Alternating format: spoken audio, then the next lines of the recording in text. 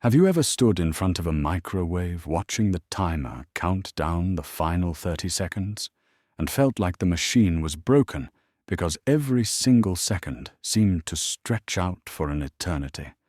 You stand there shifting your weight from one foot to the other, wondering why warming up a slice of pizza takes so long.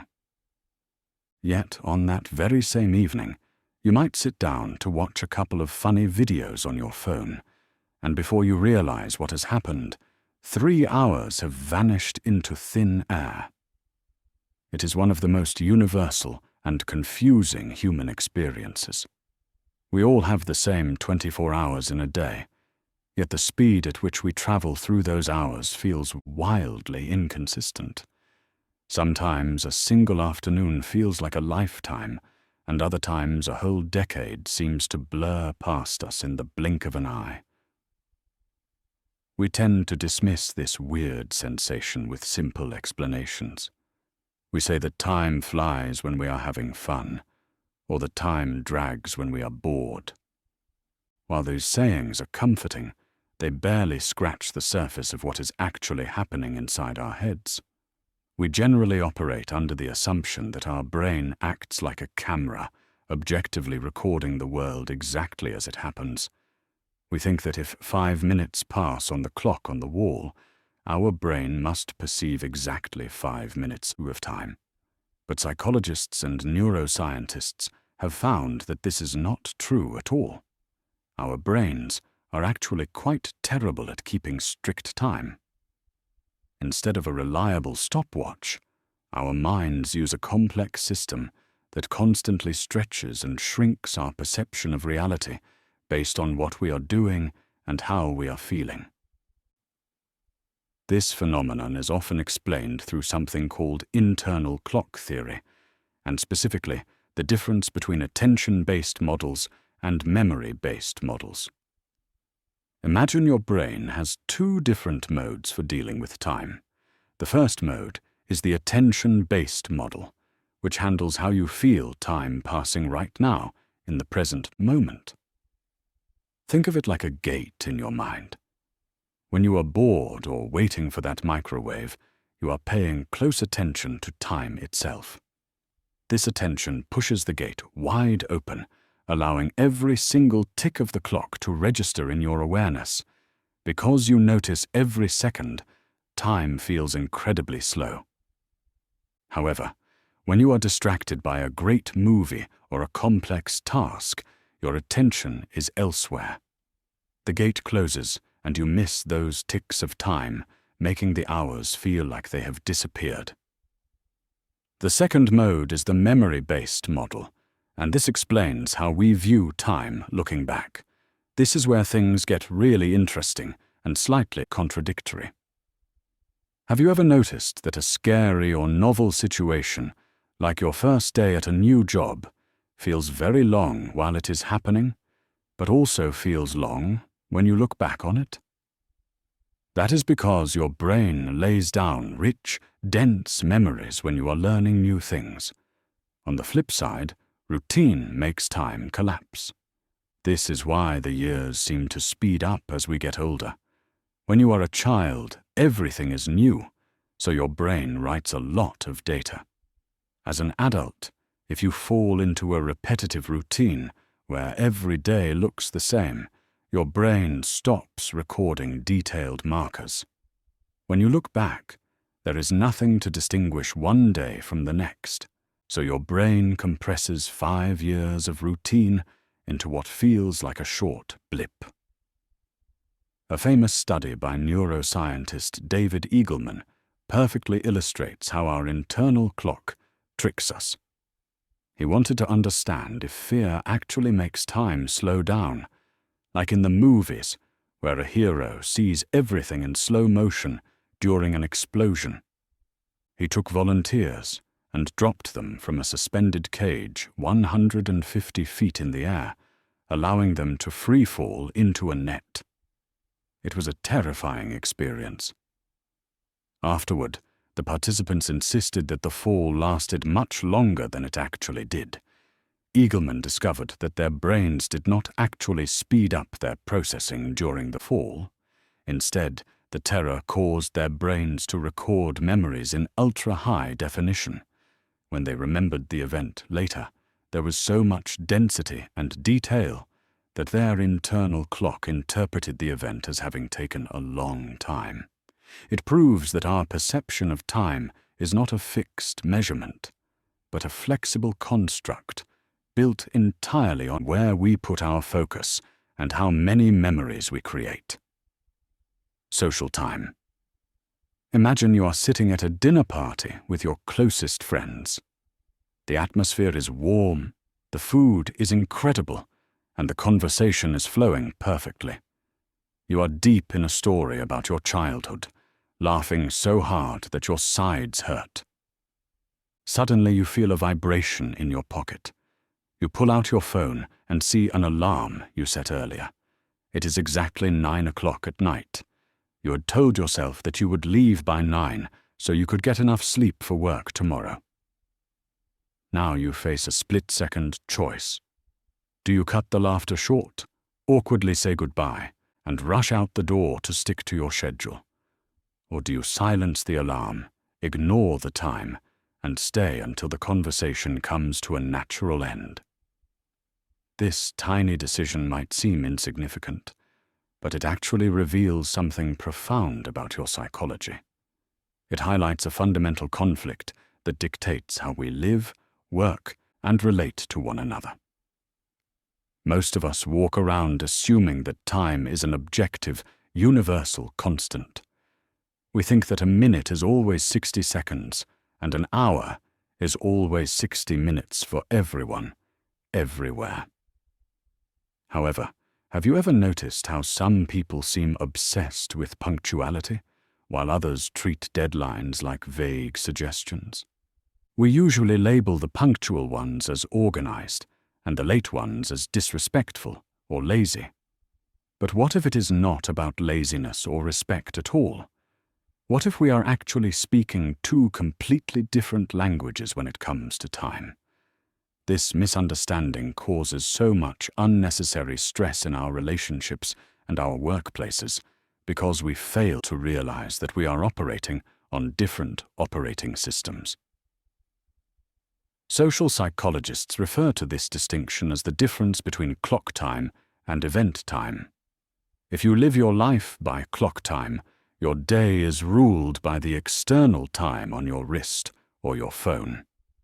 You eat lunch at noon because it is noon, not necessarily because you are hungry. You end a meeting at 3 o'clock because the calendar says the slot is over. The schedule is the authority.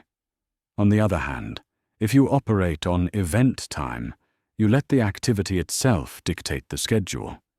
You eat when you feel hungry. You end the meeting when the problem is solved or the conversation naturally wraps up. In event time, the clock is just a tool, not the master. The activity begins when it feels right and ends when it is finished. This distinction matters immensely because our world is a complex mix of both styles, and they often clash. Generally speaking, Western cultures and corporate environments lean heavily into clock time. Efficiency is the goal, and time is money. But many other cultures, alongside creative industries and social gatherings, operate on event time, where relationships and the quality of There was a fascinating study conducted by researchers Tamar Avnet and Anne-Laure Cellier that perfectly illustrates this trade-off. They wanted to see how these two different styles affected people beyond just punctuality. They found that people who organized their lives by clock time were indeed more efficient. They ticked boxes and got things done. However, there was a catch. These people were less able to savor the moment. They were constantly looking ahead to the next slot on the calendar, which reduced their overall enjoyment. In contrast, the people operating on event time felt a much stronger sense of control and positive emotion. They were more immersed in what they were doing. The study suggests that while clock time helps us function in a fast-paced economy, event time is often where we find our happiness, connection, and flow. So the next time you are stressing about being 5 minutes late, ask yourself if the clock is serving you, or if you're serving the clock. Monochronic versus polychronic time. Imagine you have a friend named Alex. You invite Alex to meet you for dinner at 7 o'clock in the evening. You arrive at 6:55 because you want to be settled before the reservation starts. 7 o'clock arrives, but Alex is not there. You check your phone. 7:15 passes. You start pacing by the entrance. You feel annoyed and disrespected. You think to yourself that Alex clearly does not value your time. Finally, at 7:40, Alex strolls in, smiling, relaxed, and happy to see you. Alex gives you a big hug and asks how you are doing, completely unaware that anything is wrong. To you, the evening is already ruined because the schedule was broken. To Alex, the evening has just begun because the connection with you has started. This scenario plays out every single day in friendships, relationships, and workplaces all over the world. We usually interpret this clash as a personality flaw. We label the punctual person as uptight or stressed. We label the late person as lazy, rude, or disorganized. We tend to believe that time is a universal constant, like gravity. We assume that 5 minutes feels the same to everyone, everywhere. When someone violates our internal rules about time, we do not just get confused, we get offended. We take it personally because we view time management as a sign of respect or competence. However, what if I told you that this friction has nothing to do with personality and everything to do with how our brains are culturally wired to perceive the passage of time itself? This concept was famously categorized by the anthropologist Edward T. Hall.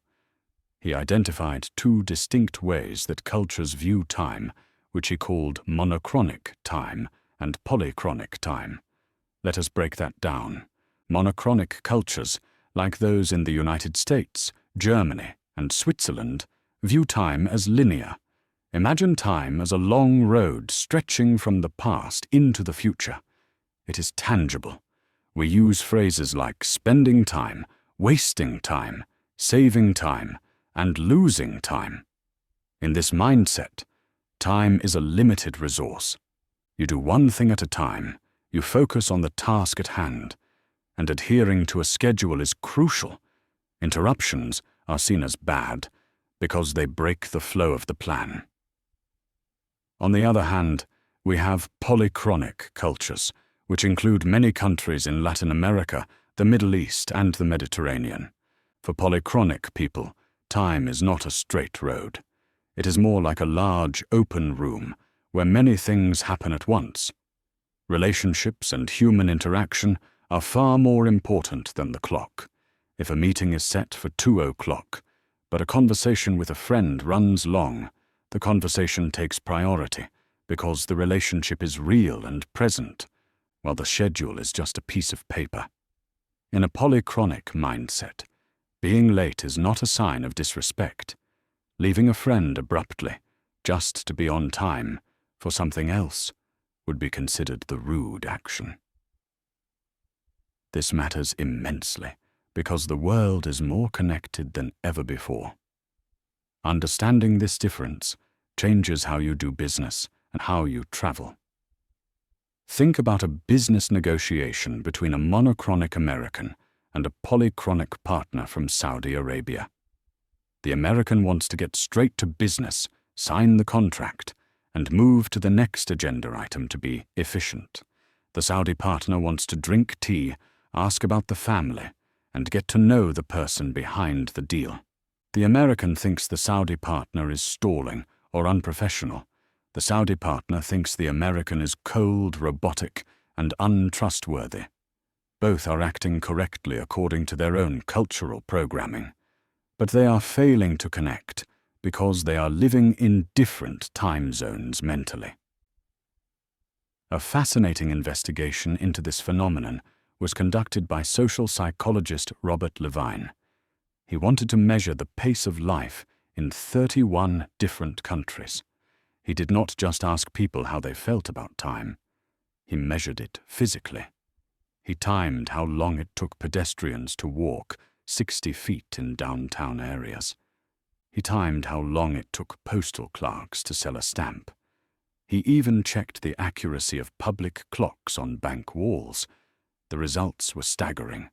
The places with fastest walking speeds and the most accurate clocks, like Switzerland and Ireland, were fiercely monochronic. They moved fast and valued precision. The places with the most relaxed walking speeds and the least accurate clocks, like Brazil and Mexico, were polychronic. They valued the moment over the minute. Levine found that while the faster monochronic nations were more economically productive, they also had much higher rates of heart disease. The polychronic nations might have been slower by the clock, but the people were generally more socially connected and less stressed. So the next time your friend Alex is late, remember that they might just be operating on a different internal clock, one where people matter more than minutes. Temporal Orientation. Have you ever noticed how two people can look at the exact same situation and see something completely different, almost as if they are living in two different worlds? Imagine three friends receiving a sudden bonus check for $1,000 at work. The first friend immediately feels a wave of nostalgia and decides to use the money to restore an old family photo album and buy a vintage record player to relive the good old days. The second friend rushes out that very night to treat everyone to an expensive dinner and drinks, wanting to enjoy the pleasure of the moment without a second thought. The third friend, however, does not. Most of us walk around assuming that our personality is defined by things like how extroverted or introverted we are, or how agreeable or stubborn we might be. We rarely stop to consider that the way we view time itself is a massive part of who we are. We tend to believe that everyone experiences time in the same linear way, moving from yesterday to today and into tomorrow. However, psychologists have found that this is not actually the case. We all have a subconscious bias toward one specific time zone. We naturally drift toward focusing on the past, the present, or the future, and this invisible orientation influences everything from our careers and relationships to our health and happiness. When we do not understand this about ourselves, we often struggle to understand why we clash with others, or why we feel anxious or unfulfilled despite our best efforts. This concept is known as temporal orientation. It is essentially the mental framework you use to organize your life. If you are past-oriented, you base your decisions on memories. This can be a beautiful thing if you focus on happy nostalgia and family traditions, giving you a strong sense of roots and gratitude. However, if you focus on past regrets or failures, you might feel stuck and unable to move forward. If you are present-oriented, you live for the here and now. You are likely the life of the party, spontaneous and great at enjoying sensory pleasures. The downside is that you might struggle with impulse control, often sacrificing long-term goals for immediate satisfaction. Finally, if you are future-oriented, you are a planner. You are driven by goals and rewards that have not happened yet. While this often leads to professional success and stability, it can also trap you in a cycle of anxiety where you never actually stop to enjoy the life you have built because you are always worrying about what comes next. Understanding which time zone you live in matters because living exclusively in one creates an imbalance. Think about the student who is so focused on the future and getting perfect grades that they burn out before graduation. Or consider the person so focused on the present pleasure of eating junk food that they neglect their future health. It impacts our relationships too. A future-oriented partner might get frustrated with a present-oriented partner for not saving money, viewing them as irresponsible, while the present-oriented partner views the other as boring and incapable of having fun. Recognizing these differences allows us to borrow the best traits from each perspective. We can learn to plan like a future thinker, savor the moment like a present thinker, and value our roots like a past thinker. One of the most famous illustrations of this concept is the Stanford marshmallow experiment, conducted by psychologist Walter Mischel in the late 1960s and early 70s. In this study, a child was brought into a room and offered a choice. They could eat one marshmallow right now, or, if they could wait just 15 minutes while the researcher left the room, they would be rewarded with 2 marshmallows. This simple setup was a battle between present orientation and future orientation. The children who ate the marshmallow immediately were driven by the desire for instant gratification, a hallmark of a present perspective. The children who waited were displaying a future perspective, willing to delay pleasure for a greater reward later. Follow-up studies years later showed that the children who waited generally grew up to have better academic scores, lower body mass index, and better stress management. However, later research also suggests that being able to enjoy the marshmallow in the moment is a skill too, proving that the ultimate goal is not just to wait forever, but to find a healthy flexibility between enjoying today and preparing for tomorrow. Presentism. Have you ever found yourself scrolling deep into the archives of your phone gallery, and you stumble upon a photo of yourself from 5 or 10 years ago? Maybe you are wearing an outfit that makes you question your sanity, or sporting a haircut that definitely should have stayed in the salon. You look at that picture and you feel a strange sense of connection. You say to yourself, that was me. You treat that version of you as a real person who exists somewhere back on the timeline of your life. We tend to think of our lives like a long road trip.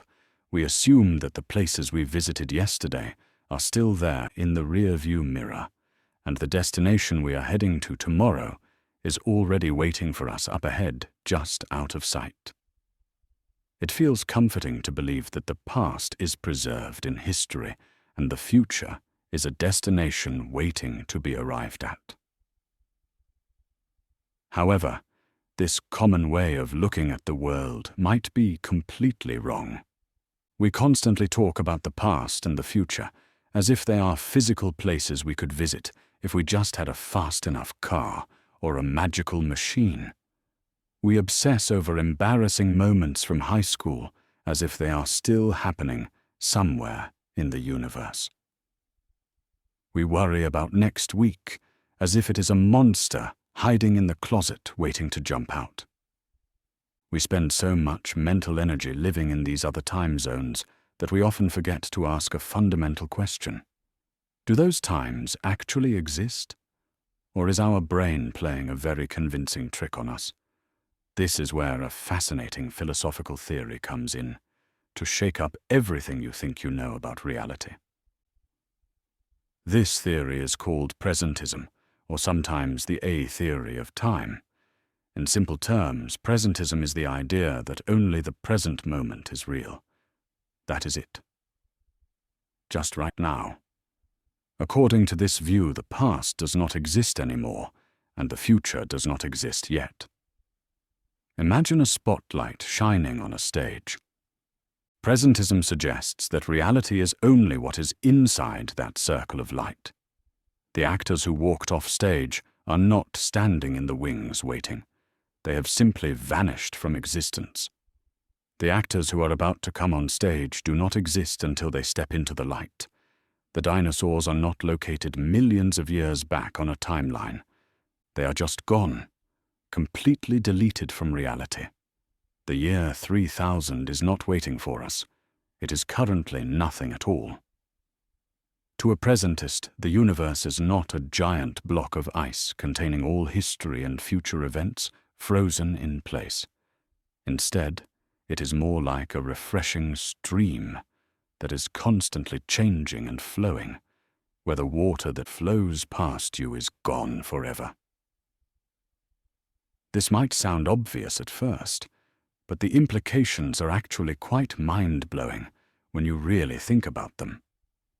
If presentism is true, then time travel to the past is literally impossible. It is not just difficult due to technology. It is impossible because there is nowhere to go. You cannot drive your car to a city that has been demolished and erased from the map. This theory validates our deep intuition that time flows and that the current moment feels special. We feel like the now is different from yesterday, and presentism says you are right. It puts a huge amount of weight on the present moment because literally everything. To understand why this solves some major headaches, let's look at a famous puzzle known as the grandfather paradox. This is a classic science fiction scenario. Imagine you build a time machine and travel back to the past. You find your grandfather when he was young, and through a series of accidental, clumsy events, you prevent him from meeting your grandmother. If they never meet, then your parent is never born, which means you are never born. But if you are never born, then you could not have built the time machine to go back and stop them. So do you exist, or do you not exist? This paradox creates a logical nightmare that keeps philosophers and physicists awake at night. However, if you look at this through the lens of presentism, the problem vanishes instantly. Why? Because you cannot go back. The past is not a place. The year your grandfather was young does not exist. There is no road to drive on to get there. Presentism neatly tidies up the universe by deleting the complications of time travel and leaving us with the only thing we have ever truly known, which is this exact moment right now. Here now presentism.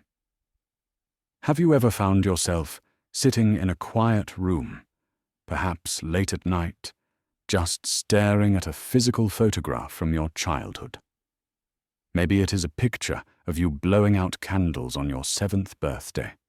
You look at that smiling child, and you can almost smell the smoke from the candles and taste the sweet vanilla frosting. It feels so incredibly real, as if that moment is still preserved somewhere, locked away in a cosmic vault that we call the past. You might even feel a sense of longing to step into a time machine, travel back, and relive that specific afternoon. We tend to view our lives like a movie reel that has already been filmed. We believe the earlier scenes are still on the tape behind us, and the future scenes are waiting on the reel ahead of us. We act as though time is a long, physical road where the past, the present, and the future all exist simultaneously, just at different mile markers. However, this way of thinking leads to a lot of mental clutter. We spend hours replaying awkward conversations from 3 years ago, feeling the shame as if it is happening all over again. We lose sleep stressing about a presentation next Tuesday, suffering through the anxiety of an event that has not even occurred yet. We live our lives constantly looking backward or forward, treating the past and the future as if they are tangible places we can visit. We assume that just because we remember something, it must still exist. But there is a fascinating philosophical theory that challenges this entire perspective. It suggests that our intuition about time is completely wrong. This theory is called here-now presentism. Here now. Presentism is the radical idea that the past and the future simply do not exist. They are not real places. According to this view, reality is not a long timeline stretched out from the Big Bang to the end of the universe. Instead, Reality is razor thin. The only thing that truly exists is this exact, fleeting moment occurring right now. The past is not a place you can go back to, because it has been utterly deleted from existence. The dinosaurs are not roaring millions of years behind us. They are just gone. The future is not waiting to happen. It is complete nothingness. Under this theory, the universe is just one single three-dimensional space that is constantly changing and rearranging itself in the present. The here and the now are all there is. When you really start to apply this concept to your day-to-day life, it changes everything. It can be incredibly liberating. If here now, presentism is true, then that embarrassing thing you did 5 years ago does not exist anymore. It is not real. The only place it lives is in the chemical patterns of your brain, right now. The universe does not hold a record of your mistakes. It only holds the present arrangement of atoms. This perspective forces you to realize that you cannot actually live in the past or the future, no matter how hard you try. When you worry about next week, you are suffering over a fantasy. When you regret yesterday, you are mourning a ghost. This theory invites you to drop the heavy baggage of what was and the terrifying weight of what might be, leaving you with the manageable reality of what is. To understand why this is so profound, we can look at a famous philosophical puzzle known as the paradox of the arrow. The ancient Greek philosopher Zeno asked us to imagine an arrow flying through the air. He argued that in any single frozen instant of time, the arrow is not moving to where it is going, nor is it moving from where it was. It is simply there, occupying a specific space. If time is just a collection of these frozen now moments, then motion itself seems impossible. Presentism solves this by saying there are no frozen frames stored on a reel. There is just the arrow and the air, interacting in a continuous flowing now. It aligns with the famous words of another philosopher, Heraclitus, who said that no man ever steps in the same river twice. By the time he steps back in, the waters have flowed on, and the man himself has changed. The river of time does not freeze. It does not look back. It only flows here, and it only flows now. So the next time you find yourself lost in yesterday or frightened of tomorrow, remember that according to this theory, you are hallucinating. Take a deep breath, look around you, and ground yourself in the only reality that truly belongs to you, which is this very moment. Relativized Presentism. Imagine you are sitting on your couch, texting a friend who lives halfway across the world. You send a message, and for a few seconds, you stare at the screen waiting for those 3 little dots to appear. In that brief moment of silence, you naturally assume that your friend is doing something right now, at the exact same time you are sitting there. Maybe they are reading your text, or maybe they are getting a glass of water. It feels like there is a single, giant blanket of time covering the entire universe, where everyone's now is exactly the same. But what if I told you that this feeling is technically a lie? What if I told you that your now belongs only to you, and in a very literal, scientific sense, you live in your own private bubble of reality? This is not just poetic thinking.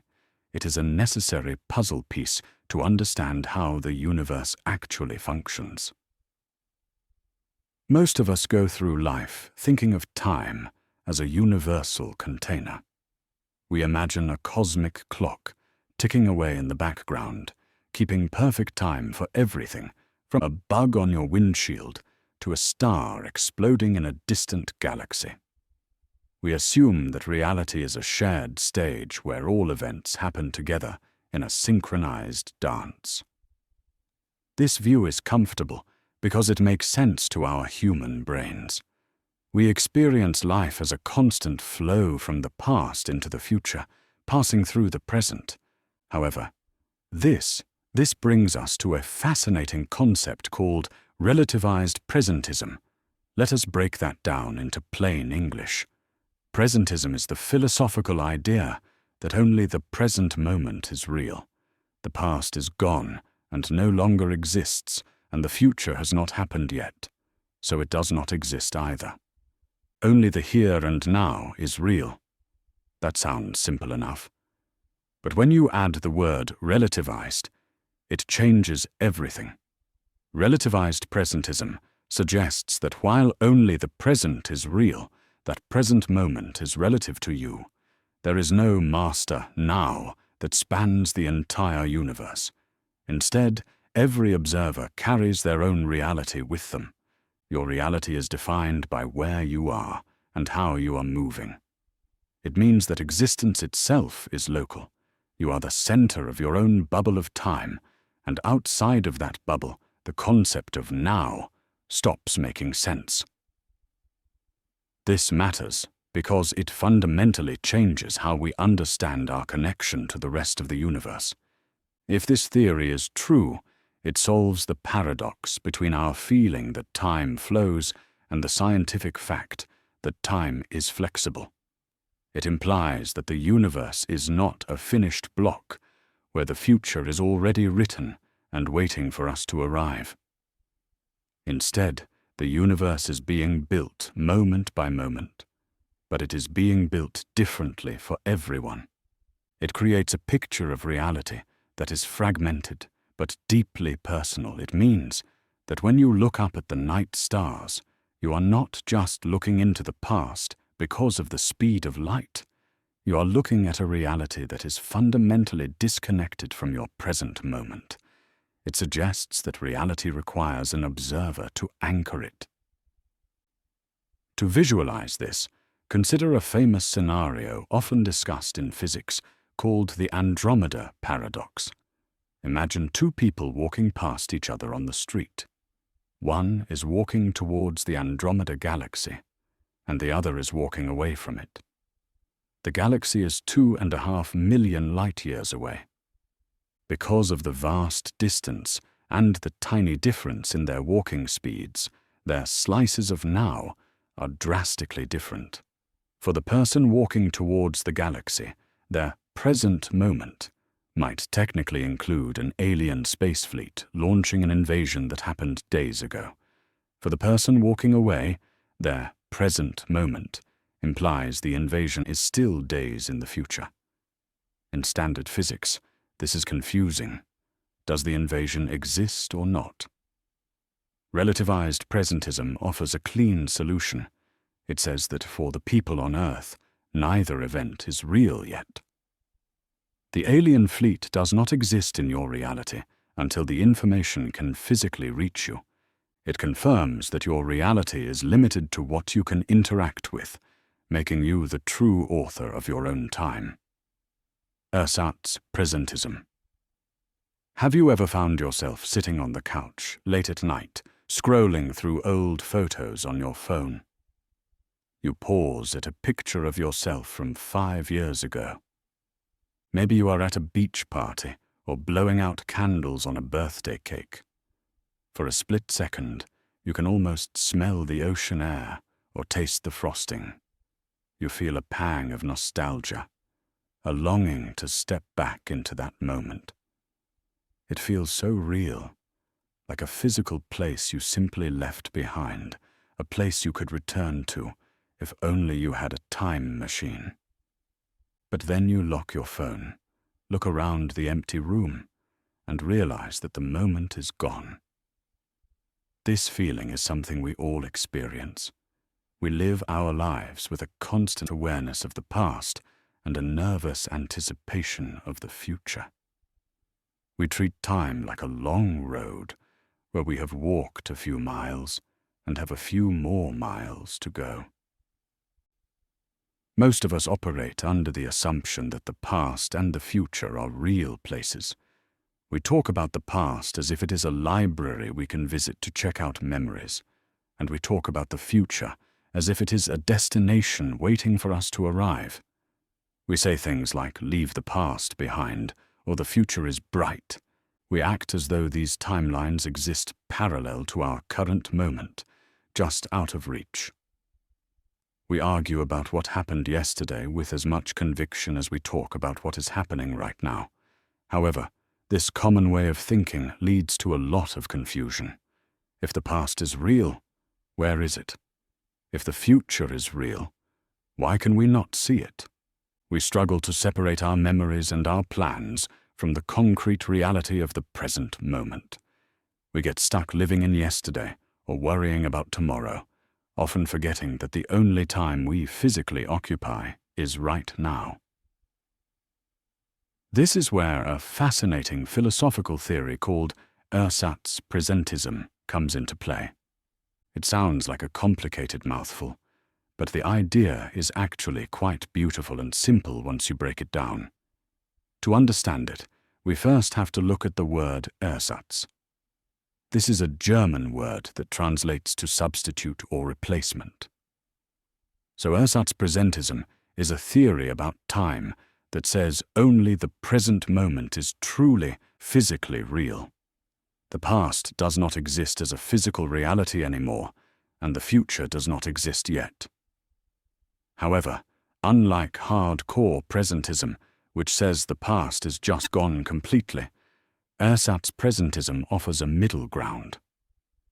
It suggests that while the past does not exist as a physical event, it does exist as an abstract object. Think of it like a substitute. The events of yesterday are not happening right now, but a record of them exists within the framework of the present. Imagine the universe is like a giant, incredibly detailed book. According to this theory, the only page that is being written with ink and moving characters is the current page, the present. The pages that represent the past are still there in the book, but they are static. They are abstract representations. They are stories, data, and information that define what happened, but they lack the spark of aliveness that the present page has.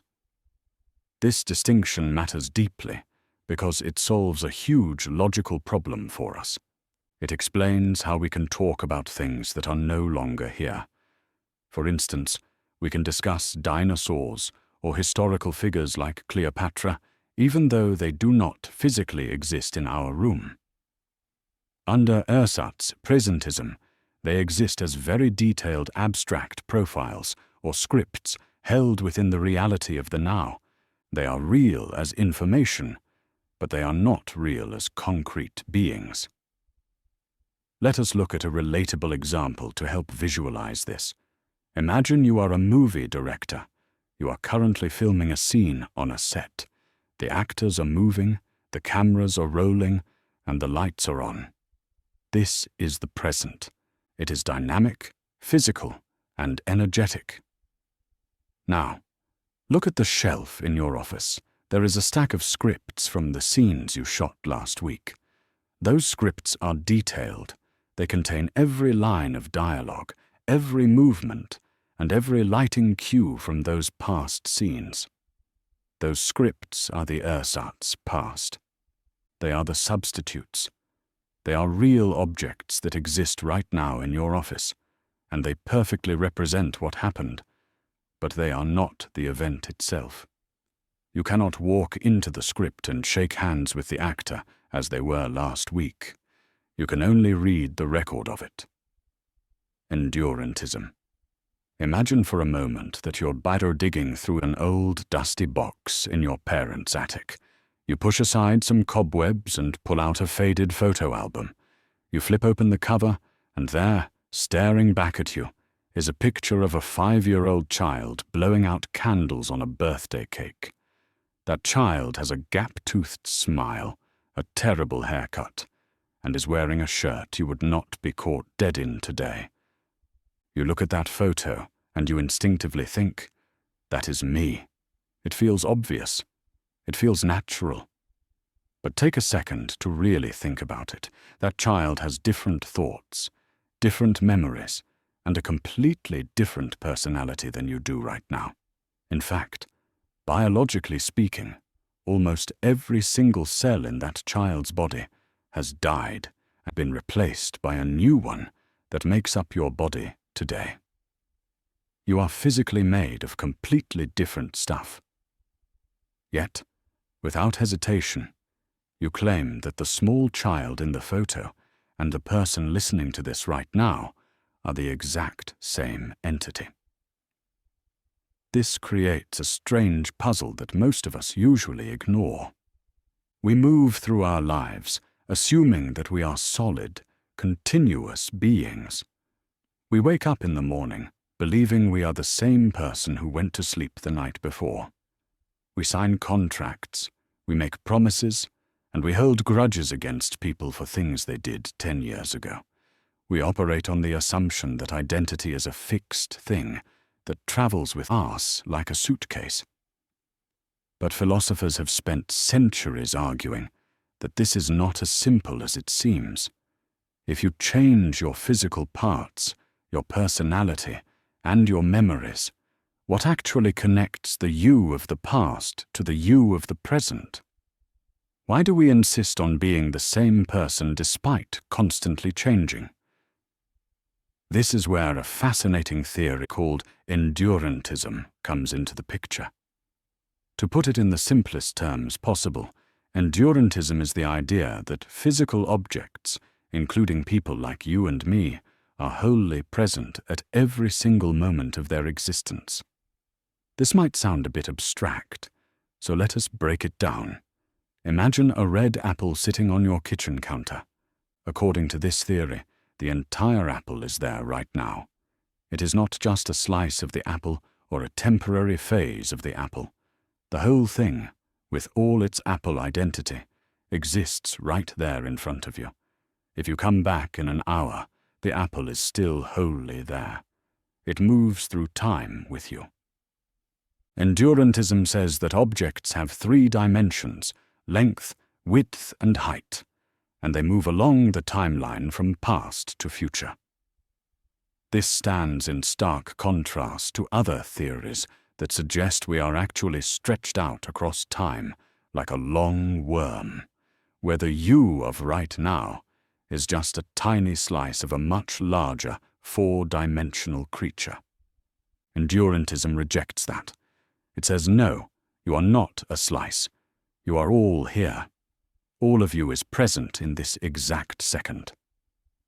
This theory validates that feeling you had when looking at the old photo. It argues that identity is something that endures through change. Even though your cells replace themselves and your hair turns grey, the core essence of the object, the thing that makes you you, remains wholly intact at every stop along the timeline. Now, why does this matter to anyone who is not a philosopher? Well, think about how we handle responsibility and justice. If Endurantism were not true, you could technically argue that you should not be punished for a crime you committed 5 years ago, because that was a past version of you, not the current you. It sounds ridiculous, but without the framework of Endurantism, connecting a person today to their actions yesterday becomes surprisingly difficult. This theory is the glue that holds our social structure together. It is the reason you pay off student loans for a degree you earned a decade ago. It is the reason you cherish a friendship that has lasted 20 years. We rely on the belief that people and objects persist completely through time, rather than just being a series of disconnected moments.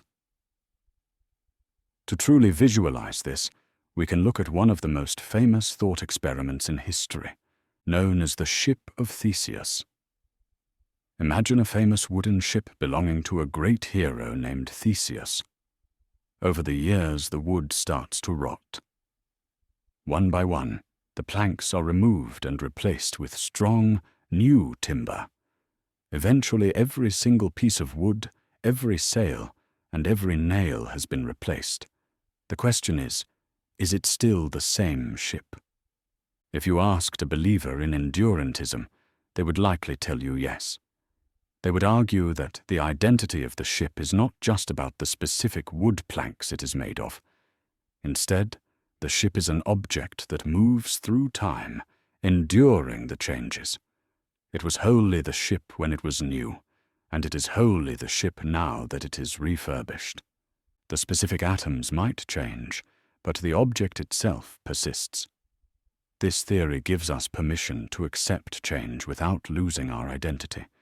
It allows us to grow, evolve, and age, while still remaining confidently and wholly ourselves. Eternalism. Imagine for a moment that you are on a road trip. You are driving down a long, straight highway with nothing but open fields around you. You look into your rear-view mirror and see the town you just left shrinking into the distance. Eventually, it disappears over the horizon. Now, here is the question. Just because you can no longer see that town, does it mean it ceased to exist? Of course not. It is still there, back at mile marker 10, bustling with life, even though you're currently at mile marker 50. We understand this intuitively when it comes to space. We know that New York exists even when we are in London, but for some reason, we treat time completely differently. When a moment passes, we feel like it is destroyed, gone forever into the void of the past. But what if we are wrong? What if time is exactly like that road? What if the past is just a place you passed, and the future is a place just down the road, waiting for you to arrive? Most of us live our lives with a very specific view of time. We believe that the only thing that is real is right now, this very second. We think the past is a memory that is over and done with, and the future is nothing but a blank space that has not been written yet. This intuitive feeling is called presentism.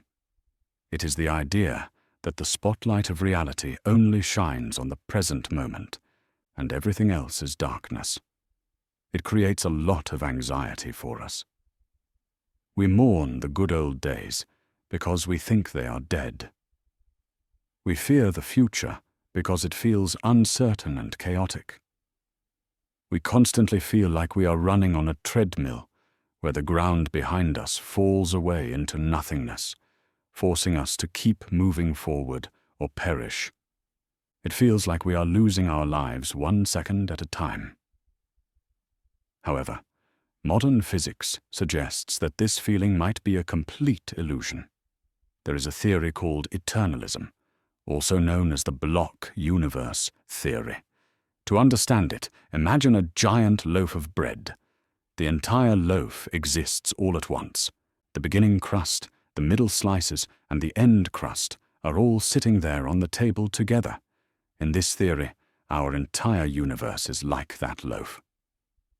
Space and time are fused together into a single giant block. Every moment that has ever happened, and every moment that will ever happen, exists simultaneously within this block. The dinosaurs are still roaming the earth in their slice of the block. You being born is still happening in your slice. And yes, you eating breakfast 10 years from now is already there, waiting in its own slice. In this view, time does not flow. We just move through it, like a traveler moving through a landscape that is already built. This changes everything about how we view our existence. If the block universe is real, then nothing is ever truly lost. When a loved one passes away, we usually feel that they are gone from existence. But under Eternalism, they are still alive and happy in the past coordinates of space-time. They are just as real there as you are here. It implies that every moment of joy you have ever experienced is permanent. It is etched into the geometry of the universe forever. You are not a fleeting spark that burns out. You are a long, solid snake of events, stretching from your birth to your death, and the whole worm exists at once. It can be a terrifying thought because it suggests our future is already set, but it is also a deeply comforting one because it means our past is immortal. This sounds like pure science fiction, but it is actually based on the work of Albert Einstein. When Einstein developed his theory of relativity, he showed that time is not consistent for everyone. If you move very fast through space, you move slower through time. This means that what you consider now is different from what someone else considers now if they are moving at a different speed. Imagine an alien in a galaxy far away moving toward Earth. Their now slice of the universe might include your future. If they move away from Earth, their now might slice into your past. If your future is already the alien's present, then your future must already exist. Einstein believed this deeply. When his closest friend Michael Besso died, Einstein wrote a letter to Besso's family. He said that for those of us who believe in physics, the distinction between past, present, and future is only a stubbornly persistent illusion. He found peace in the idea that his friend was not gone, but simply existing in a part of the block that Einstein could no longer see. So the next time you feel sad that a beautiful moment has ended, remember the road trip. The town is still there behind you, and that beautiful moment is still safe and sound in the block, existing forever. Four-Dimensionalism. Imagine for a moment that you are digging through an old box in your parents' attic. You find a dusty photo album and flip it open to a picture of yourself from 10 years ago. You stare at that younger version of you. Maybe you were wearing a haircut that you now deeply regret, or a shirt that was trendy for exactly 2 weeks. You look at that person and think, is that really me? You feel completely different now. You are smarter, your personality has changed, and biologically speaking, almost every cell in your body has been replaced since that photo was taken. So here is the strange question. How can that awkward younger person in the photo and the person listening to this right now be the exact same object? It feels like a paradox because, in a way, you are the same, but in another way, you are a total stranger to your past self. This feeling of disconnection happens because of how we naturally view time and existence. Most of us walk around with a mindset that philosophers call Endurantism. This is the idea that you are a three-dimensional object that moves through time, kind of like a car driving down a highway. We assume that the whole you is present right here, right now. We think the past is gone, vanished into nothingness, and the future has not happened yet. We believe the present moment is the only thing that is real, but this way of thinking creates massive headaches when we try to explain change. If the whole you is here now, and the whole you was there 10 years ago, but those two versions have different properties, then logic says they cannot be the same thing. It is a puzzle that has kept thinkers awake at night for centuries. But there is another way to look at reality. A theory that sounds like something out of a science fiction movie, but is taken very seriously by physicists and philosophers. It is called Four-Dimensionalism, or Perdurantism. This theory asks you to stop thinking of yourself as a three-dimensional object moving through time. Instead, it suggests you are a four-dimensional object that is stretched out across time. Imagine a long loaf of bread. If you slice that bread, a single slice is not the whole loaf. It is just a part of it. According to this theory, the you sitting here right now, is just one tiny slice of the massive four-dimensional object that is your entire life. You are not wholly present in this second. You are actually a long, continuous worm, stretching from the moment of your birth all the way to the moment of your death. This concept completely changes how we understand the universe. It suggests that the past, the present, and the future are all equally real. They just exist at different coordinates. Think of it like a landscape.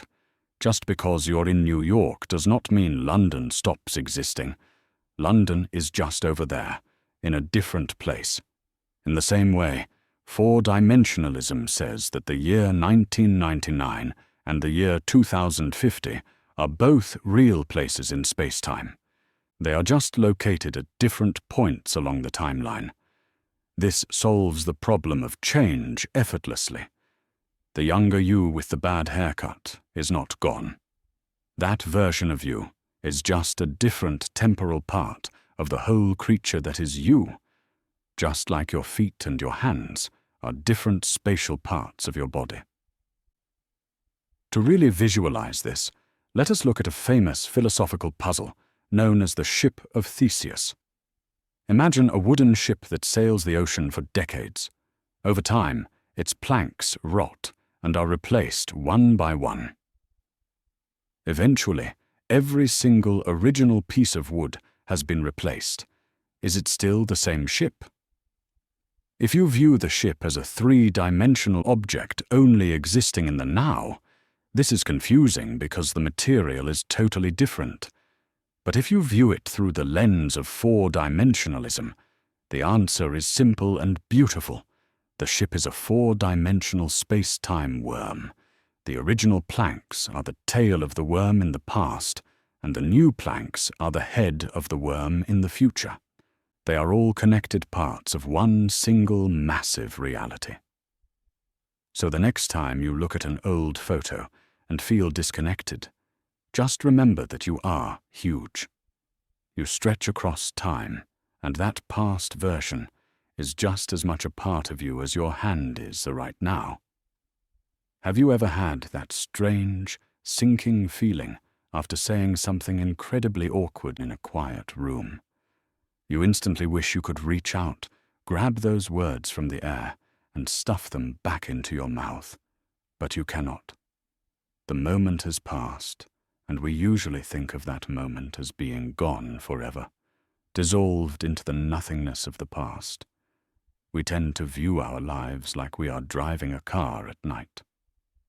We can see what is in the headlights right now, in the present, and we have a vague memory of the road behind us, but we assume the road behind us has vanished into the dark void as soon as we drove past it.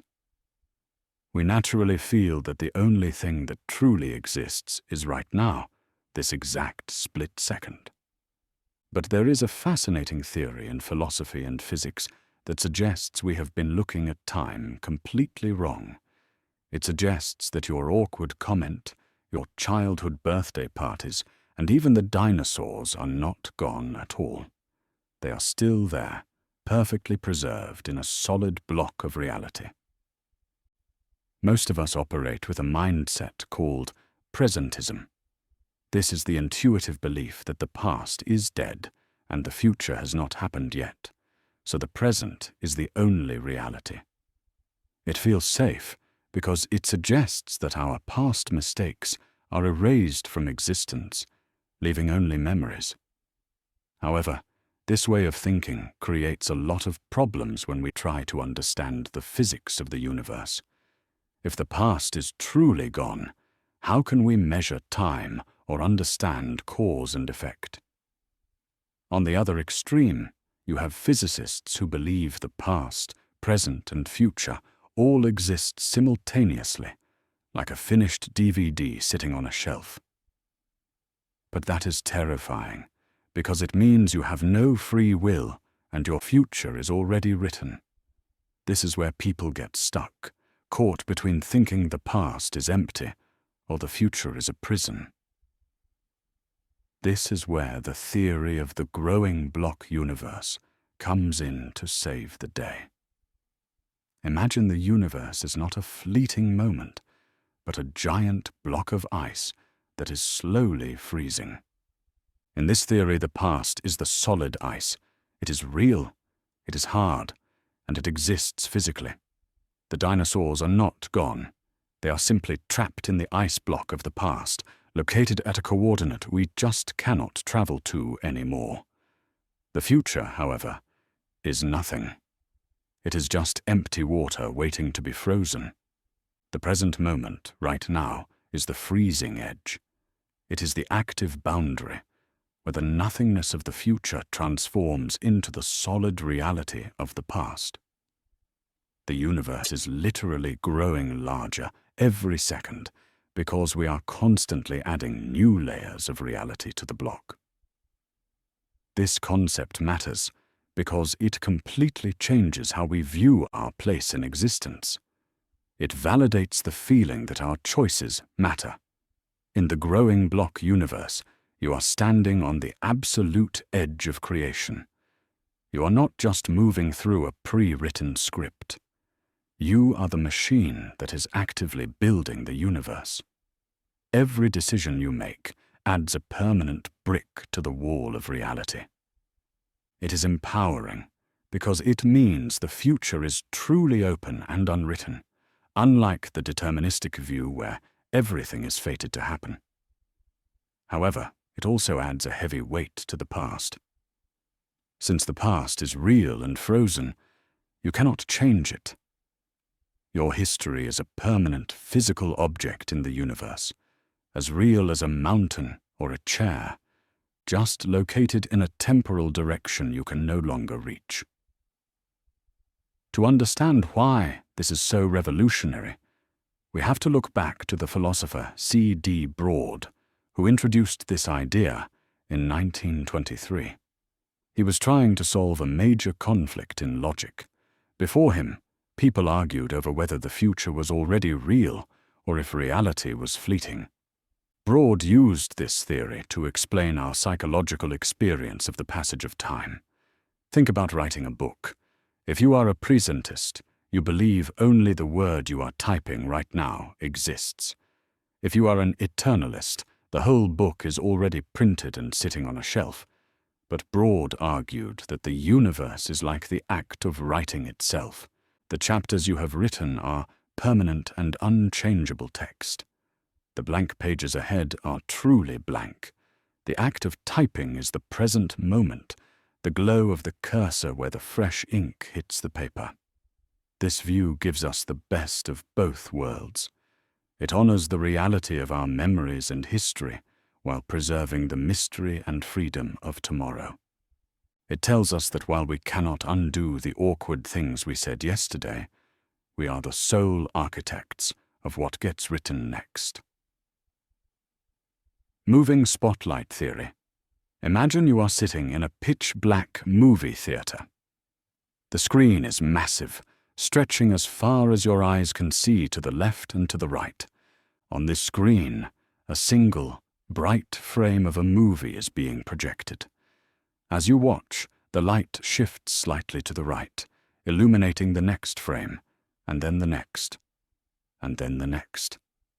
The frame that was lit up just a second ago falls back into darkness, and the frame that was waiting in the dark is suddenly filled with color and action. This experience, this feeling of watching a story unfold one moment at a time, is exactly how we experience our lives. We feel like we are moving through time, leaving the past behind and heading toward an unknown future.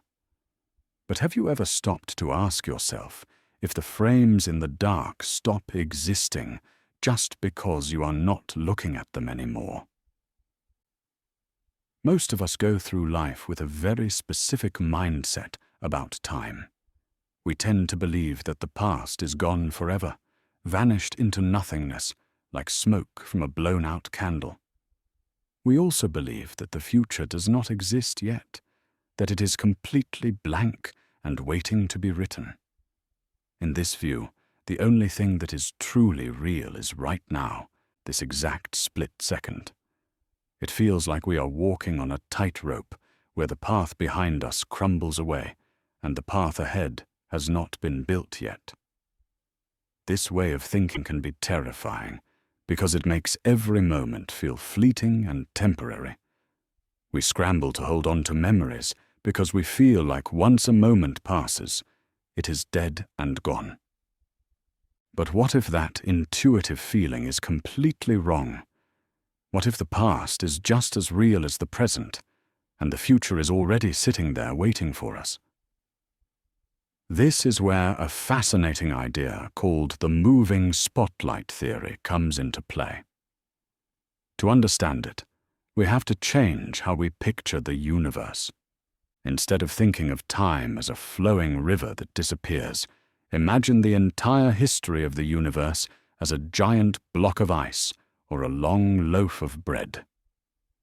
In this block, everything that has ever happened, and everything that ever will happen, exists all at once. The dinosaurs roaming the earth are at one end of the block, and your great-great-grandchildren are at the other end. They are all equally real, and they are all sitting there in the block right now. However, the moving spotlight theory adds a special twist. It suggests that while all points in time exist, there is a special property called presentness. Imagine a spotlight shining on that block of ice. The area lit up by the spotlight is what we call the present moment. As the spotlight moves steadily along the block, different events get their turn to be lit up. Happy moment you have ever experienced is still safe and sound, fixed eternally in the structure of the universe. It creates a picture of the world where birth and death are not boundaries that mark the beginning and end of existence, but rather just coordinates on a map. Just because a city is behind you on a road trip does not mean the city has been destroyed. It is just not where your car is currently parked. This view can be incredibly comforting, offering a sense of permanence in a world that often feels chaotic and temporary. One of the best ways to visualize this is to look at how we treat space versus time. Imagine you are looking at a long train moving down a track. You're standing by the side of the railroad, watching through a narrow window. You see the engine pass by, then the coal car, then the passenger cars, and finally the caboose. From your limited perspective, it looks like the engine disappears and the caboose does not exist until it arrives. But you know that is not true. You know the entire train exists all at once, from front to back. You just cannot see it all at the same time. The moving spotlight theory suggests that time works the same way.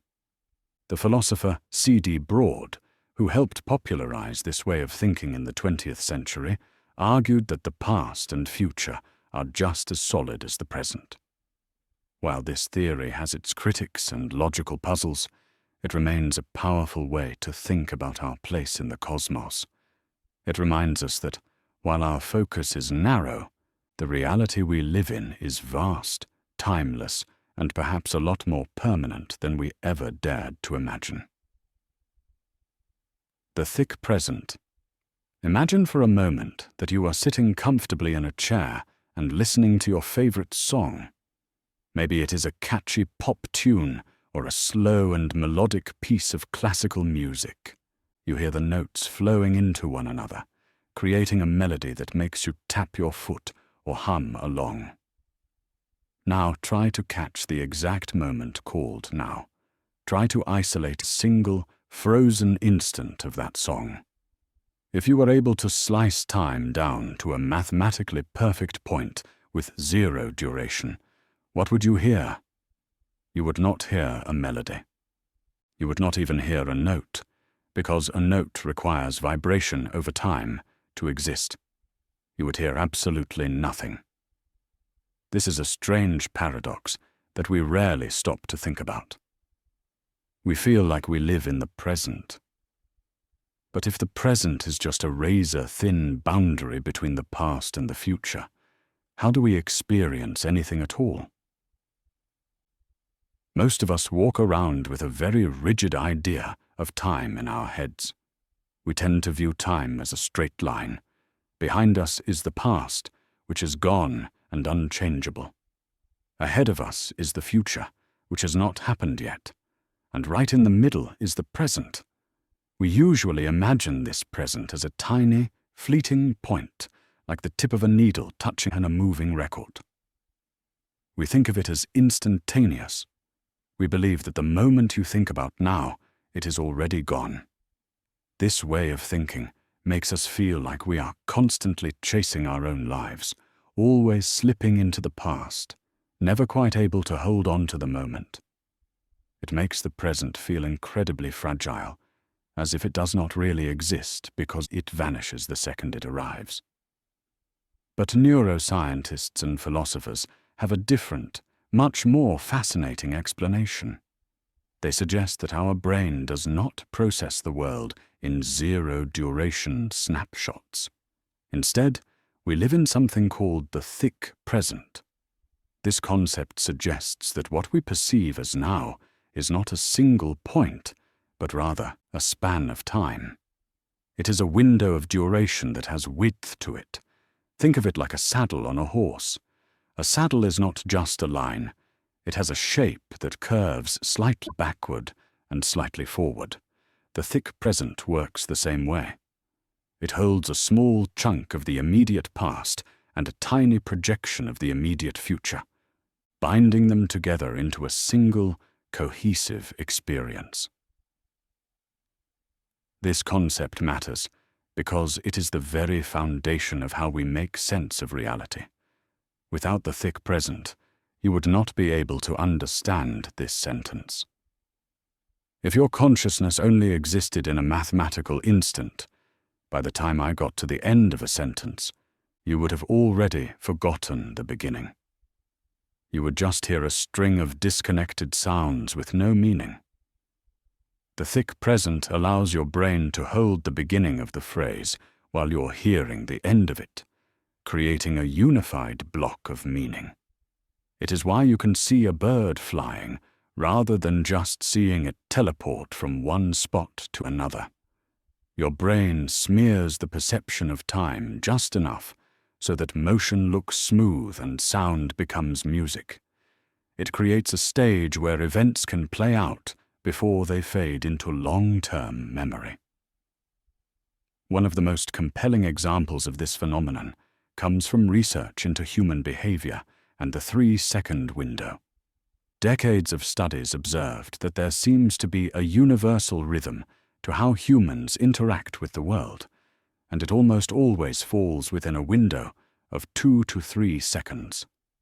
If you watch two people hug, the average hug lasts about 3 seconds. If you wave goodbye to a friend, that wave usually lasts 3 seconds. Even distinct musical phrases in songs and lines of poetry across different cultures tend to fit into this 3-second time frame. This is not a coincidence. It is believed that this 3-second loop is the maximum capacity of our thick present. It is the duration of our conscious now. So the next time you feel like time is slipping away, remember that your brain is actually doing a remarkable job of stretching the moment, giving you just enough time to feel, understand, and truly live in the music of life. Cosmological natural selection. Imagine for a moment that you walk into a kitchen and find the most perfect cake sitting on the counter. It is not just any cake.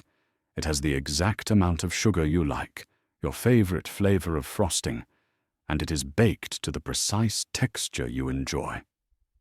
You ask the baker how they made it, and they shrug and say that they just threw random ingredients into a bowl, closed their eyes, and hoped for the best.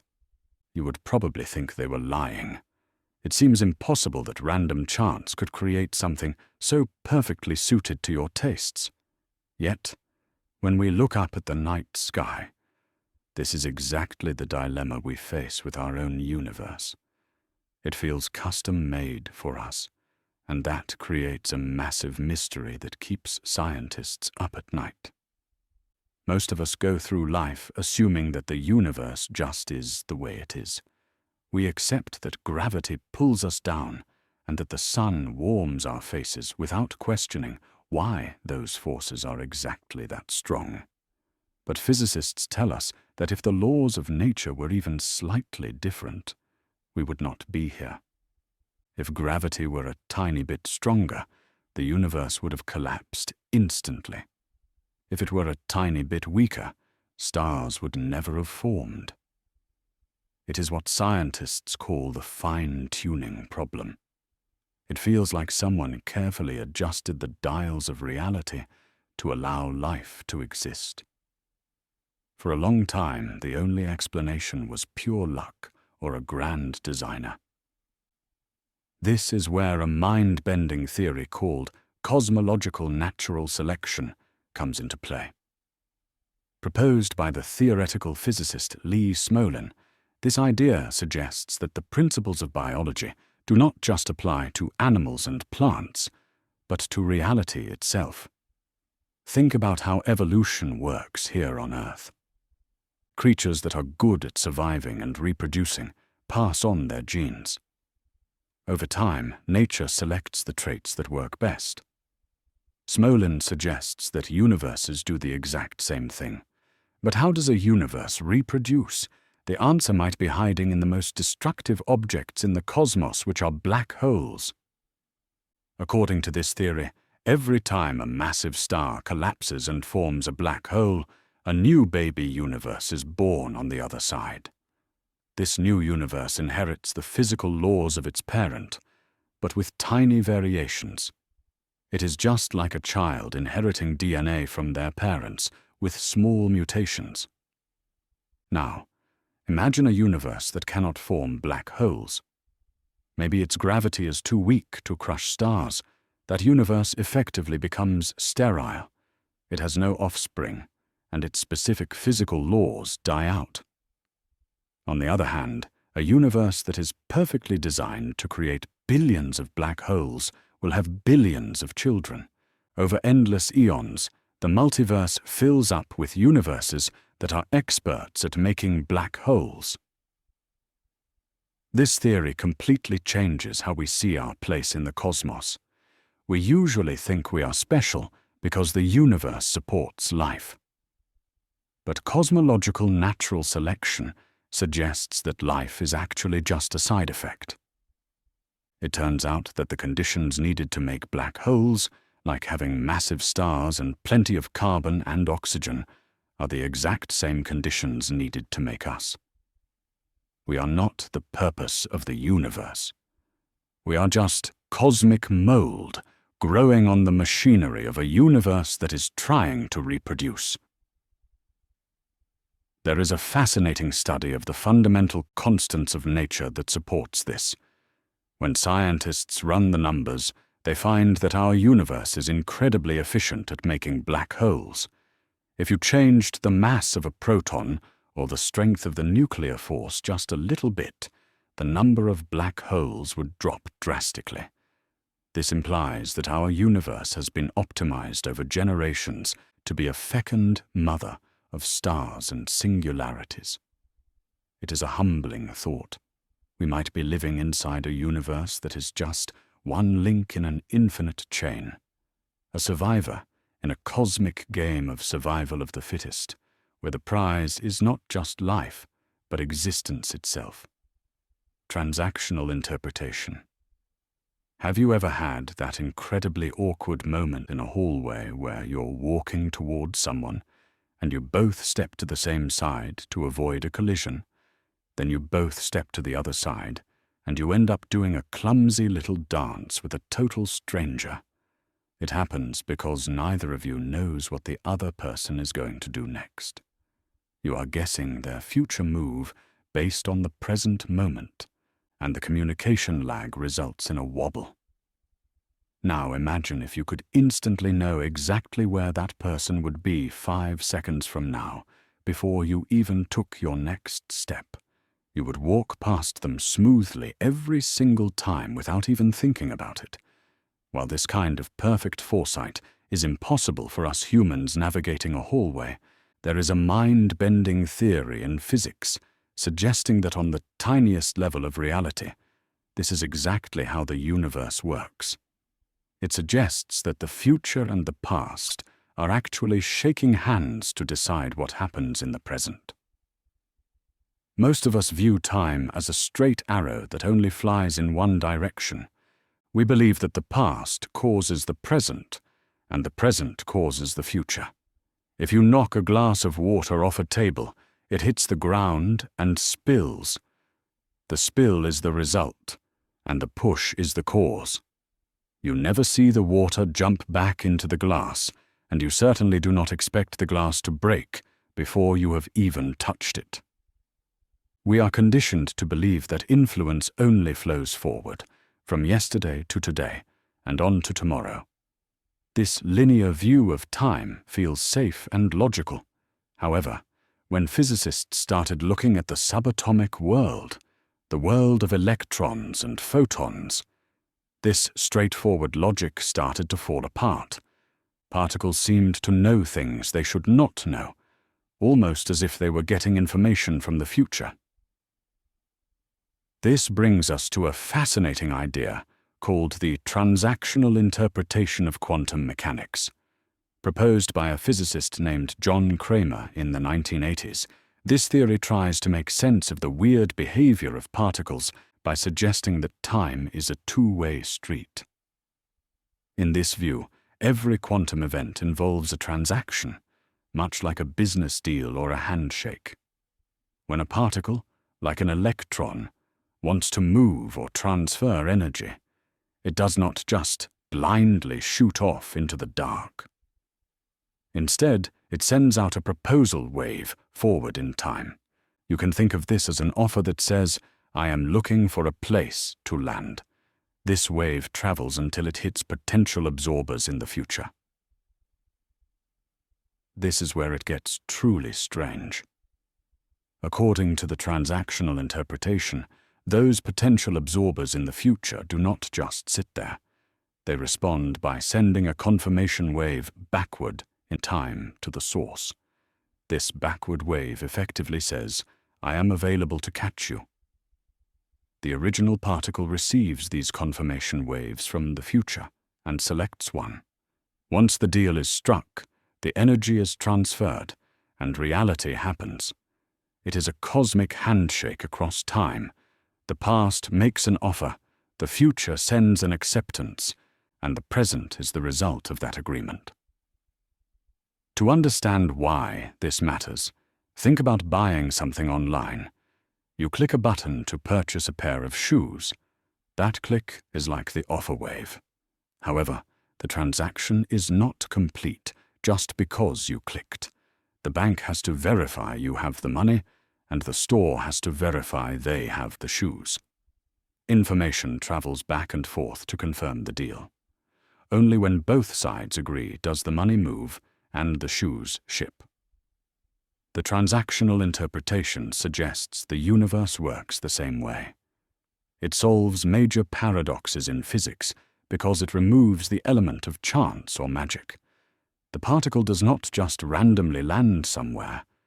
It lands there because that specific spot in the future reached back in time and agreed to receive it. Barbour's nows.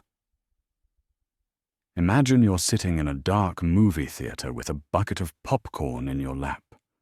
You are watching a high-speed car chase action scene.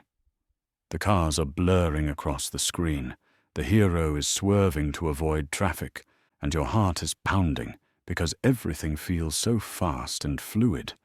You are completely immersed in the motion of the moment. But if you were to walk up to the projection booth and look at the actual film reel, you would see something completely different. You would not see motion at all. You would just see thousands of individual, still pictures sitting side by side. The cars are not actually moving. The hero is not actually driving. Your brain is just stitching together a rapid series of static images to create the illusion of a flowing story. Now, what if I told you that the entire universe, and your life within it, works exactly the same way? We tend to live our lives obsessed with the passage of time. We constantly feel like we are floating down a river that we cannot stop. We look at our watches and worry that we are running out of time. We regret the past as if it is a place that has been destroyed and washed away behind us. We fear the future as if it is a mysterious land rushing toward us. We are convinced that time is a physical thing, a relentless force that pushes the universe forward from one second to the next. We feel like passengers on a train that can only move in one direction. This belief creates a lot of anxiety because it makes us feel like we are constantly losing moments that we can never get back. However, a British physicist named Julian Barbour proposes a radical idea that turns this entire viewpoint upside down. He suggests that time, as we perceive it, does not actually exist. There is no river. There is no flow. Instead, Barbour proposes that the universe is made up of a massive, perhaps infinite, collection of static moments. He calls these moments nows. Think of these nows like individual playing cards in a gigantic deck. Each card represents a complete, frozen snapshot of the universe at a specific configuration. One card is you starting this video. Another card is you eating breakfast this morning. Another card is you 10 years from now. In Barbour's view, all of these cards exist at once in a vast landscape he calls Platonia. The card where you are a baby has not vanished. It is still there in the deck. The card where you are old has not yet been created. It is already there in the deck. This concept changes everything about how we understand reality. If there is no invisible river pushing things forward, then why do we feel like time is moving? Barbour explains that this is simply how our brains process information. Each specific now contains records of what we call the past. For example, the now, where you are reading a book, also contains the memory of you buying the book. Your brain analyzes this data and creates a narrative of cause and effect, much like how the brain creates the illusion of motion in a movie theater. The flow of time is just a psychological trick. It is the way we interpret the relationship between different static snapshots that are structurally related to each other. To visualize this, imagine taking a video of a cat jumping off a table. If you break that video down into frames, you might have 50 separate photos. In one photo, the cat is on the table. In the next, its paws are leaving the edge. In the middle photos, it is floating in the air. In the final photos, it lands on the floor. If you take all those 50 photos and toss them onto the floor in a random pile, the cat is still jumping. The photo of the cat in mid-air still contains the information of a jump. It does not matter what order the photos are in on the floor. The cat inside the picture does not know about the other pictures. It only knows its own specific now. Barbour argues that we are just like that cat in the photo. We exist in a series of eternal, frozen presents. We are not moving through time. We are simply waking up in a different snapshot, over and over again, realizing that it is always simply now. Shape dynamics. Imagine waking up tomorrow morning and going about your usual routine. You brush your teeth, pour yourself a cup of coffee, and look out the window at the sunrise. Everything feels exactly the same as it did yesterday.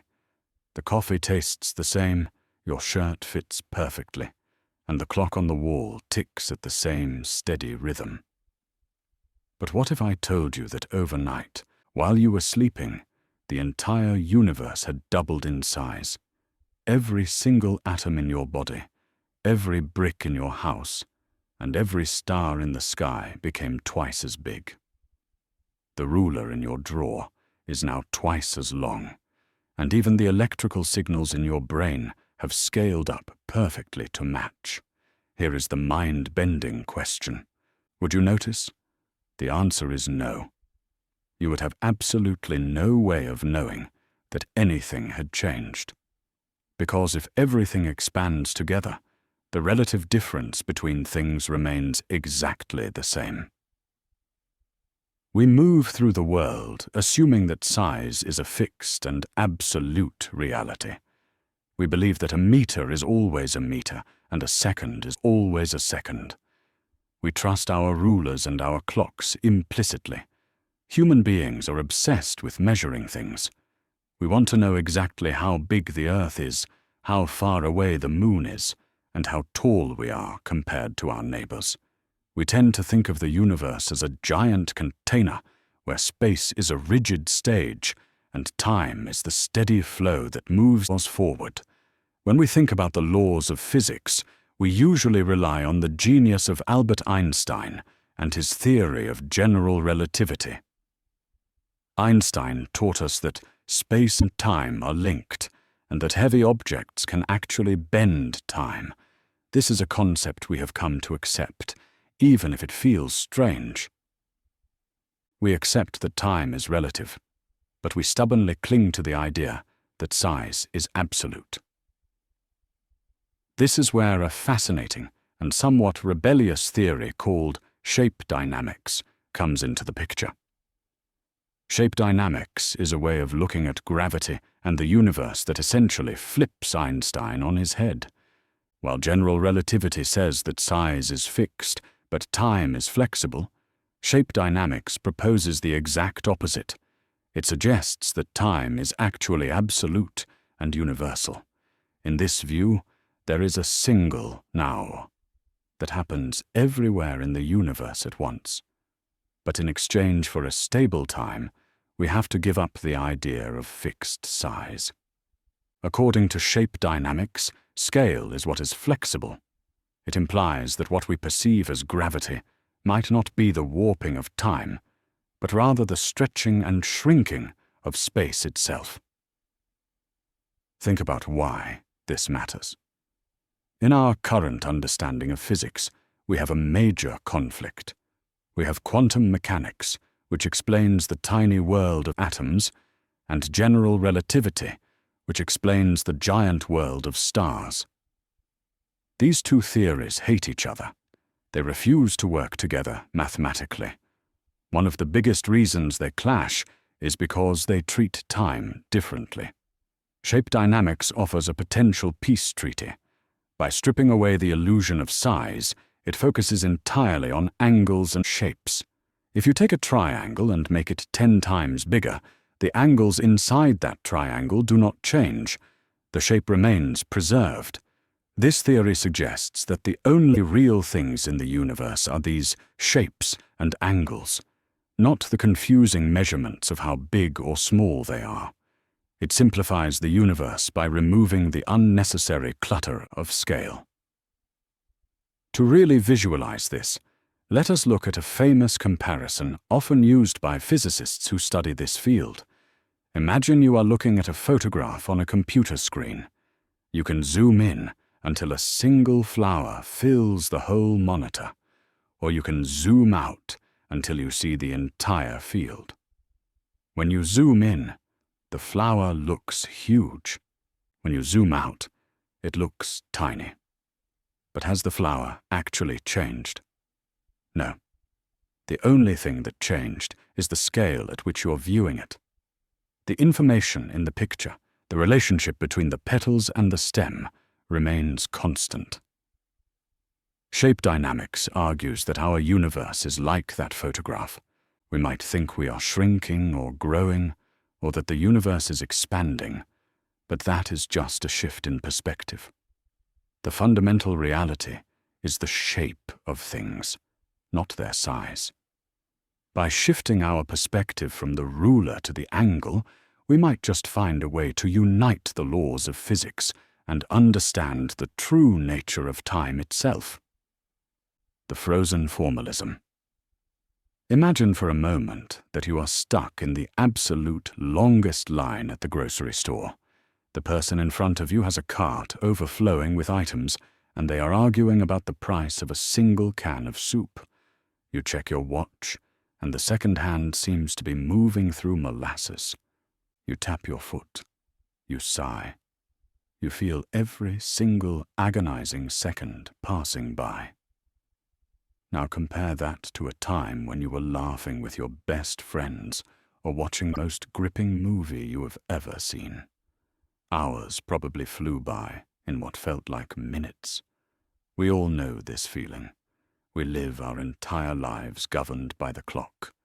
We celebrate birthdays, we set alarms, and we mourn the passing of years.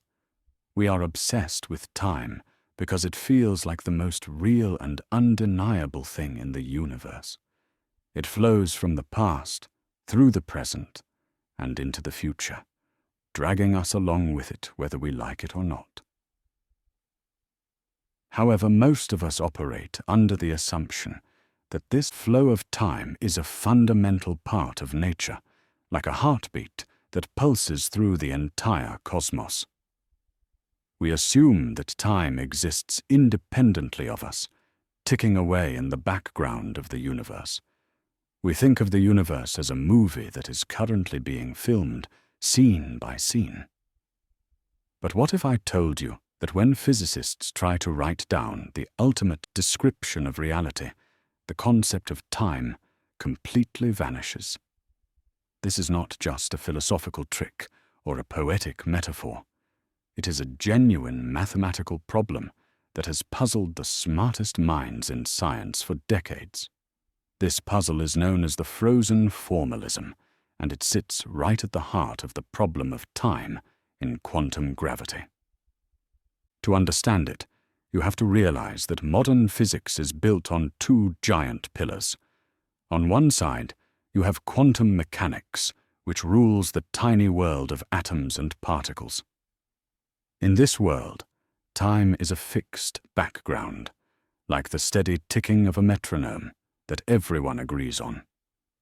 On the other side, you have general relativity, which rules the massive world of stars and galaxies. In this world, time is flexible. It can stretch and warp, depending on how fast you move or how close you are to a heavy object. The trouble starts when physicists try to combine these two theories into one master theory to explain the entire universe at once. In the 1960s, two physicists named John Wheeler and Bryce DeWitt tried to do exactly this. They took the equations of gravity and combined them with the rules of quantum mechanics. They expected to get a formula that showed how the universe evolves and changes over time. Instead, they got a shock. When they finished the math, the variable representing time simply cancelled out. The equation basically said that the rate of change of the universe is zero.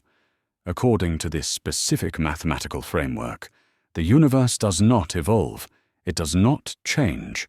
It is just there, all at once, frozen in a static state. This result seems completely ridiculous to us because we experience change every single day. We see an egg break, but we never see it unbreak. We remember the past, but we do not know the future. So why does the math say nothing happens? Think of it like a completed DVD sitting on a shelf. All the scenes in the movie, the beginning, the middle, and the end, exist simultaneously on the disc. The characters inside the movie perceive time passing as the scenes play out. But to the disc itself, the whole story is frozen and complete. The Frozen Formalism suggests that our universe might be like that DVD. All of history, from the Big Bang to the end of time, might exist simultaneously in a timeless block. This brings us to a famous perspective often discussed by physicists like Julian Barbour. He argues that what we call time is actually just an illusion created by the way our brains stitch together different snapshots of the universe. He calls these snapshots nows. Imagine a deck of cards where each card is a freeze frame of the universe. If you scatter them on the floor, there is no order and no time. But if you arrange them in a specific way, you see a story. The math of the Frozen Formalism suggests the universe is the scattered deck, containing all possibilities at once, and our consciousness is what creates the illusion of flowing through them one by one. So the next time you are stuck in that grocery line, feeling like time has stopped, you might technically be right. According to one of the biggest equations in physics, time never even started. Emergent time. Imagine you are sitting in a dentist waiting room. The smell of antiseptic is in the air, and the magazines on the table are 3 years old. You keep checking your watch. Tick, tick, tick. It feels like you have been sitting there for hours, but only 5 minutes have passed. Now contrast that with the last time you were hanging out with your best friends, laughing so hard your stomach hurt. You look up, and suddenly 4 hours have vanished in the blink of an eye. We all know that time feels different depending on what we are doing, but we also assume that underneath our personal experience, there is a steady, rhythmic beat to the universe. We imagine time is like a river that flows at the same speed for everyone, carrying us from the past, through the present, and into the future, whether we like it or not. Most of us treat time as the background setting of our lives. It is the stage where the play of the universe takes place. We naturally assume that if you took away all the stars, all the planets, and every single person, time would still be there, ticking away in the empty darkness. Even the great Isaac Newton believed this. He thought time was a universal container that existed independently of everything else. It feels intuitive, it feels right. But modern physics is starting to suggest that this feeling is completely wrong. What if time is not the stage, but just one of the actors? Or even stranger, what if time does not actually exist at the fundamental level of reality at all? This brings us to a fascinating and somewhat mind-bending concept called emergent time. To understand this, let us look at something very familiar, which is water. If you were to look at a single molecule of water under a super powerful microscope, you would not say that the molecule is wet. Wetness is not a property of one water molecule. Wetness is something that happens only when you have billions of molecules slipping and sliding over each other. The wetness emerges from the interaction. Physicists now believe time might work the exact same way. Deep down in the quantum realm, at the tiniest level of existence, there might be no such thing as time. Instead, time emerges from the way tiny particles interact and get tangled up with one another. It is a byproduct of reality, not the foundation. Why does this matter to you? Well, think about a digital photo on your computer screen. When you look at it from a distance, you see a smiling face or a beautiful sunset. It looks smooth and continuous. But if you zoom in really close, all you see are jagged little squares of color called pixels. There is no face and no sunset in a single pixel. The image only exists when you step back and look at the whole grid. Emergent time suggests that our life is like that image. We are too big to see the quantum pixels of the universe. We experience the smooth flow of time only because we are looking at the big picture. If this theory is true, It means that the flow of time is not a strict law of nature, but rather a perspective that arises because of how we are built and how we perceive the universe. To see this in action, we can look at the work of Ludwig Boltzmann, a physicist from the 19th century who changed how we understand the universe. He was trying to figure out why time only moves in one direction. For example, why does an egg break, but never unbreak? Why does coffee cool down, but never spontaneously heat up? Boltzmann realized it is all about disorder, or what scientists call entropy. There are millions of ways for atoms to be messy and disordered, but only a few ways for them to be organized. Because of simple probability, things naturally move from order to disorder.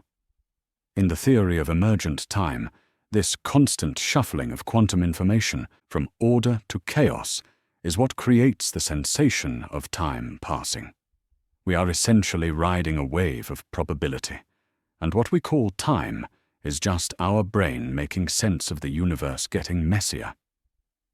So the next time you are waiting for a pot of water to boil, remember that time itself is just a ghostly illusion emerging from the dance of the atoms in front of you.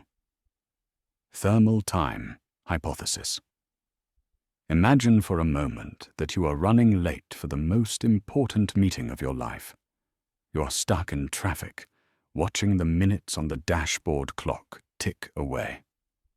It feels like every single second is dragging on for an hour.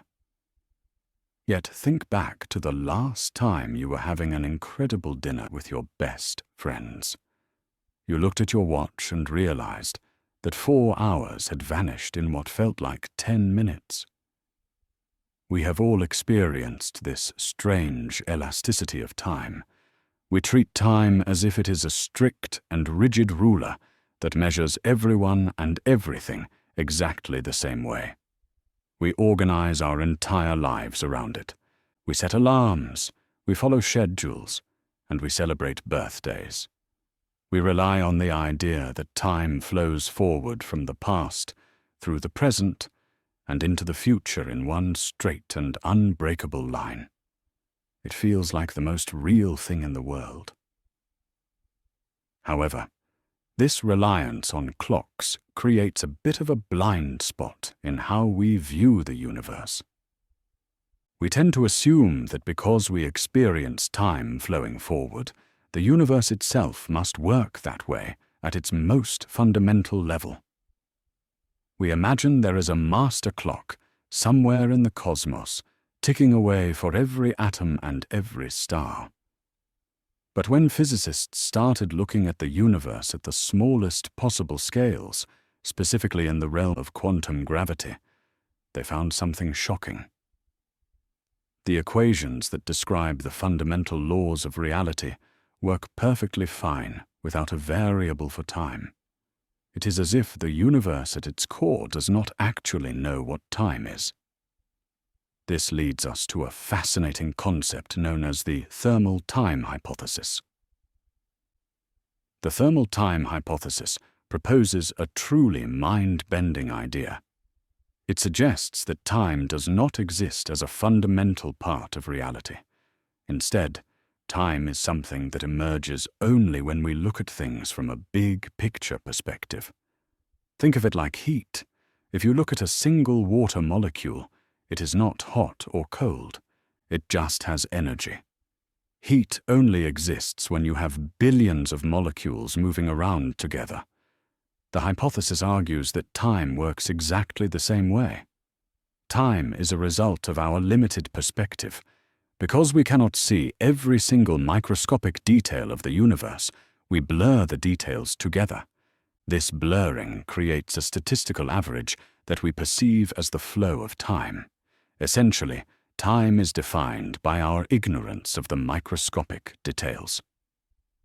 This concept matters because it completely changes how we understand our existence and the physical laws that govern us. The reason we feel time moving forward is directly connected to heat and the concept of entropy, which is a measure of disorder.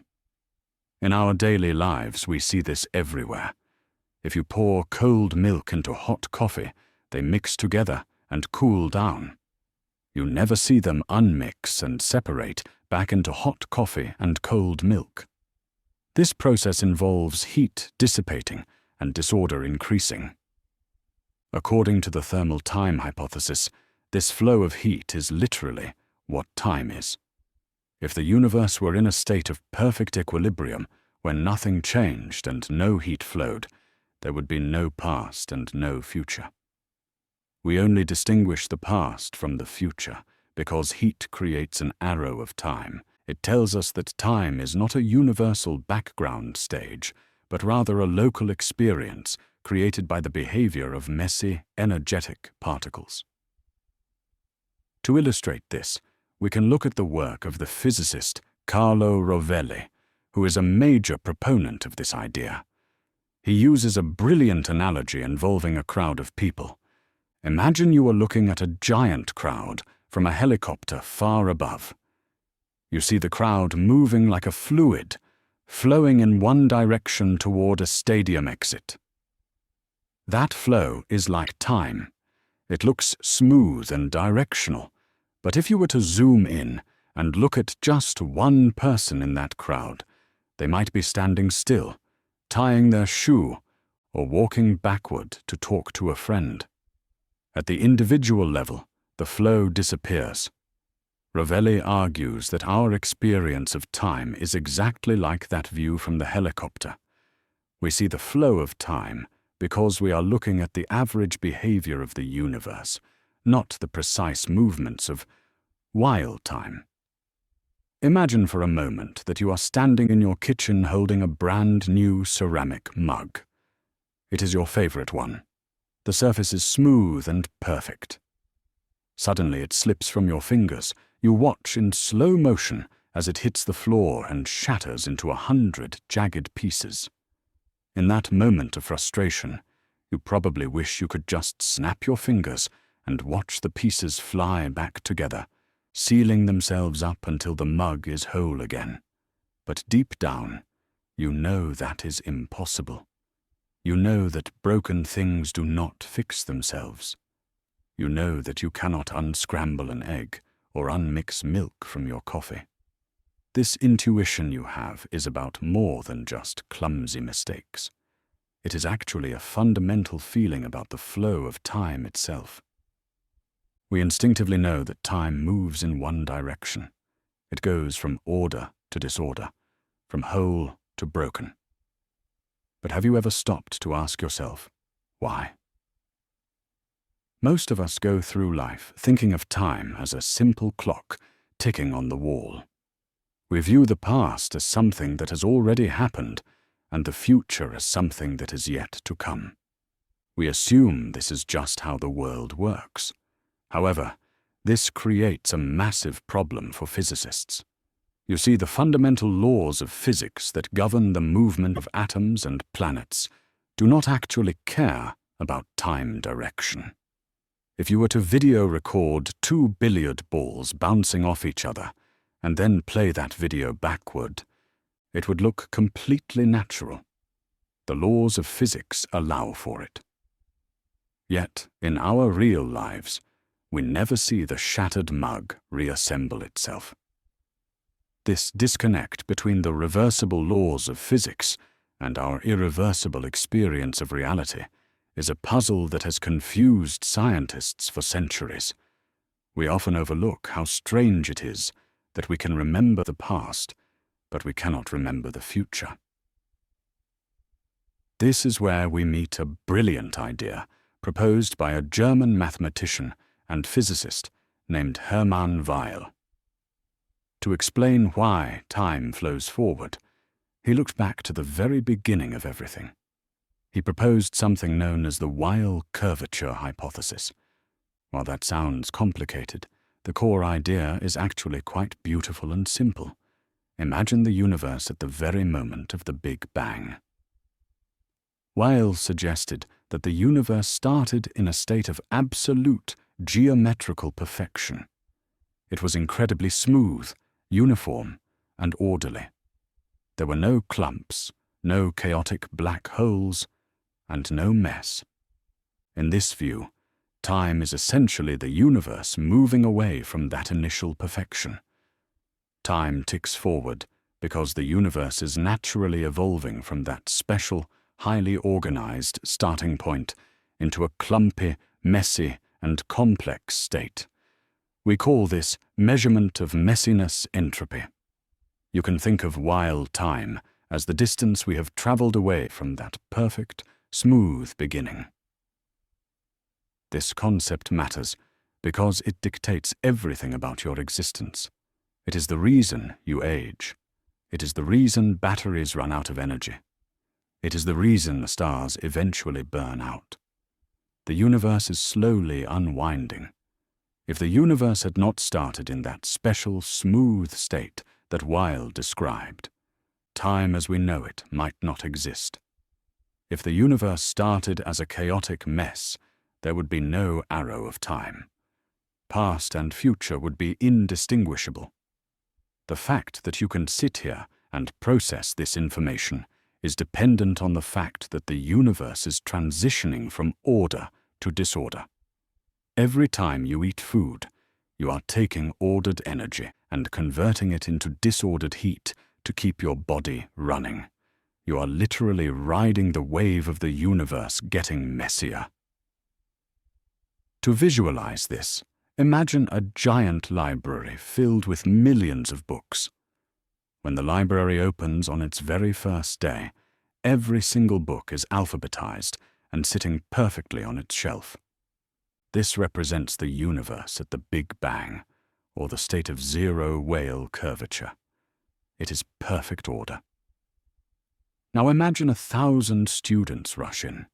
They take books off the shelves, read them, and leave them on tables or shove them back in the wrong spots. As the day goes on, the library becomes more and more disorganized. If you walked in at 5 in the afternoon, you could tell that time had passed just by looking at the mess. You know that the books will never accidentally jump back into perfect alphabetical order on their own. The transition from the pristine library to the messy one is the arrow of time. Hermann Weyl gave us the geometric language to understand that our universe is just like that library. We are moving away from a perfect beginning, and the flow of time is simply the process of things getting naturally, inevitably, and beautifully messy. Causal dynamical, triangulation. Imagine for a moment that you are back in your childhood living room. You have just dumped a massive bucket of plastic building blocks onto the carpet. You are excited, and you start grabbing handfuls of blocks and clicking them together as fast as you can. You are not following the instructions. You are just snapping pieces together randomly because you want to make the biggest, coolest structure possible. But pretty soon you realize you have a problem. Your tower is leaning dangerously to the left. The base is too narrow. It looks less like a castle and more like a chaotic jumble of plastic that is about to collapse under its own weight.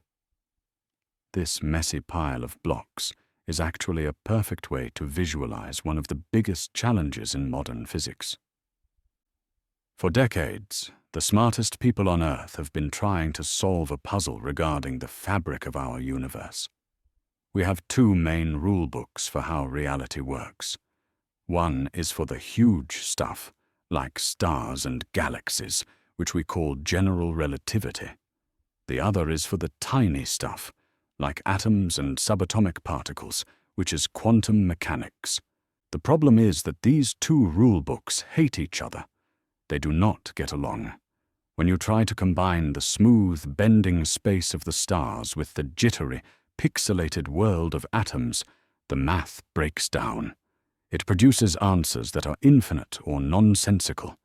It is like trying to plug a video game cartridge into a toaster. It just does not work. This is where a fascinating idea called causal dynamical triangulation comes into the picture to save the day. It sounds like a terrifyingly complex name, But if we break it down, it is actually quite simple and incredibly elegant. Let us go back to those building blocks. In this theory, scientists propose that space and time are not smooth and continuous like a sheet of silk. Instead, they suggest that space is actually made up of tiny, discrete chunks. Specifically, they imagine the universe is built out of incredibly small, four-dimensional triangles. Imagine the universe is like a massive quilt stitched together from billions and billions of tiny triangular patches. So the researchers decided to add one very specific, very important rule to their simulation. This is the causal part of the name. They enforced a rule that said the structure must respect the flow of time. They told the triangles that cause must come before effect. You cannot have a future that loops back and changes the past. The time layers had to stack on top of each other in an orderly fashion, one after the other. When they ran the simulation with this new rule, something magical happened. It was a eureka moment. Instead of a crumpled ball or a messy string, the triangles naturally organized themselves. They self-assembled into a smooth, expanding, four-dimensional universe that looks almost exactly like the one we see around us today. It showed that if you respect the arrow of time, the geometry of space takes care of itself. Think of it like knitting a scarf. If you just knot the yarn together randomly, you get a tangled knot that you cannot wear. But if you follow the rule of stitching one row after another, respecting the order of the rows, you create a smooth, usable piece of fabric. Causal dynamical triangulation suggests that time is the knitting needle that stitches our reality together. It implies that the reason our universe makes sense, the reason we have 3 dimensions of space and 1 dimension of time, is because the universe is strictly disciplined about the order of events. So the next time you are walking down the street, take a look at the pavement. It looks solid and continuous.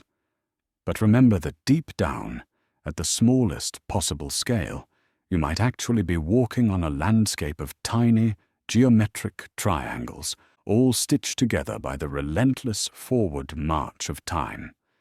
It turns out that without the strict rules of cause and effect, the very floor you stand on might not exist at all.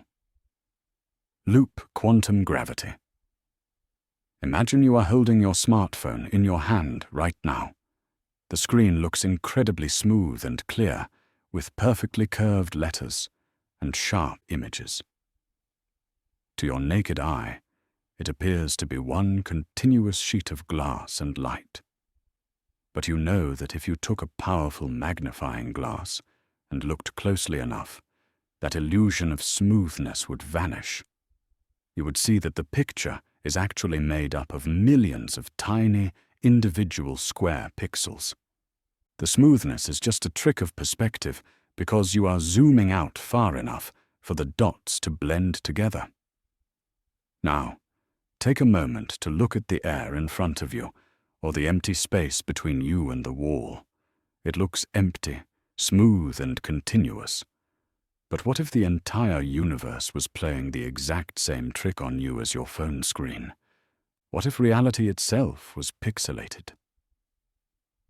We tend to walk through life thinking of space and time as a stage.